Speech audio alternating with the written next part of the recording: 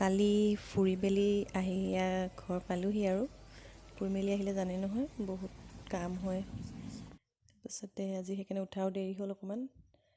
তাৰপৰা এতিয়ালৈকে চাহ খাবলৈ হোৱাই নাই। এতিয়া মই চাহ বনাইহে আছোঁ ইফালে। এতিয়া খাই লওঁ, তাৰপাছত খাই লৈ পেলাই মই দেখুৱাম আজিনো মই কি কি কাম কৰিলোঁ। চাই থাকক ভিডিঅ'টো আপোনালোকে শেষলৈকে। লাল চাহ একাপ বাকি লৈছোঁ, লগতে কালি আহোঁতে এইটো গজা মিঠাই বুলি কয় যে সেইটো লৈ আহিছিলোঁ, আৰু লগতে মেৰিগ'ল্ড বিস্কুট এটা। সেয়া খাই লওঁ, তাৰপাছত মই নামৰূপৰ পৰা কি উপহাৰ পাই আনিলোঁ আৰু মই কি কৰিলোঁ দেখুৱাই আছোঁ, চাই থাকক।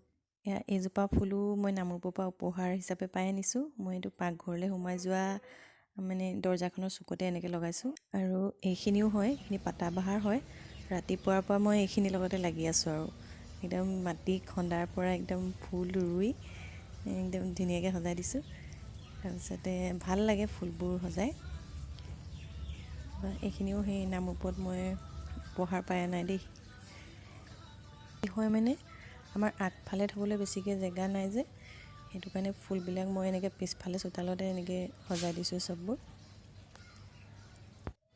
আৰু এইখিনি যে দেখিছে, এইখিনি মই এমাহমানৰ আগতে ৰোৱা, কিন্তু আমাৰ ভালকৈ ৰ'দ চ'দ নপৰে যে কিছুমান পুলিবোৰ একদম মৰি গৈছে। এইখিনি মোক দুটামান কিনিছোঁ আৰু দুটামান মাতুবাই দিছিলে। চববিলাক পাছফালে সজোৱা হয় আৰু আগফালে আমাৰ একদম জেগা কম। এজোপা বাসন্তী ফুল বুলি কয় নেকি, এইজোপা মায়ে ৰোৱা হয়। এজোপা মানে ধুনীয়া লাগে ফুলজোপা, প্ৰতি বছৰে ফুলে এনেকৈ। খালি আমি জেগা কম কাৰণে একে ঠাইতে মানে কেইবাজোপাও ফুল এনেকৈ একেলগে ৰুই দিছোঁ। এই ৰঙাজোপাৰ নাম নেজানো, এইজোপাও কি বুলি কয় নেজানো দেই, লতা টাইপৰে হয়, থাকেই সকলোৰে বাৰীতে। আৰু এইফালে এইবিলাক কিবাকিবি আৰু এনেকৈ ফুল ৰুই থৈছোঁ। এইবোৰ হৰ্লিক্সৰ টেমাত দিছোঁ। কিছুমান অকণমান গোলাপৰ বাগান গোলাপ ফুল দেখা নাই কিন্তু দেই। তাৰপিছতে এইজোপা হৈছে জাতিলাও, এইজোপা ময়ে লগাইছোঁ, কিন্তু হেৰি কি কয় চাংখনো মই বনাইছোঁ। কেনেকুৱা হৈছে জনাবচোন দেই।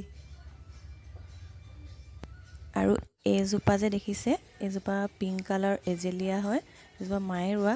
এইজোপা ফেব্ৰুৱাৰী মাহত পূৰা একদম ডাল ভৰি ভৰি ফুলে, বিৰাট ধুনীয়া লাগে তেতিয়া দেখিবলৈ। আগবেলা সময়তো এইখিনি কৰোঁতে পাৰ হৈ গ'ল আৰু এতিয়া দুপৰীয়া হ'লহি। তাৰপিছত মই ভাতৰ লগত কি কি বনাই আছোঁ ব'লক দেখুৱাওঁগৈ।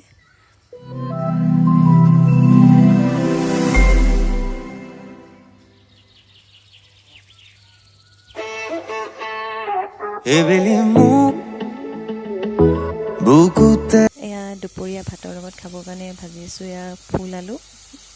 তাৰপাছত আৰু এইফালে এয়া কুটি থৈছোঁ ৰঙা মৰিচা শাক আৰু আলু, সেয়া এখন তৰকাৰী বনাম। আৰু এইপিনে তিল ধুই মেলি শুকুৱাই ৰেডি কৰি থৈছোঁ, কাৰণ বিহু পালেহিয়ে যেতিয়া নিয়মটো হ'লেও কৰিবই লাগিব।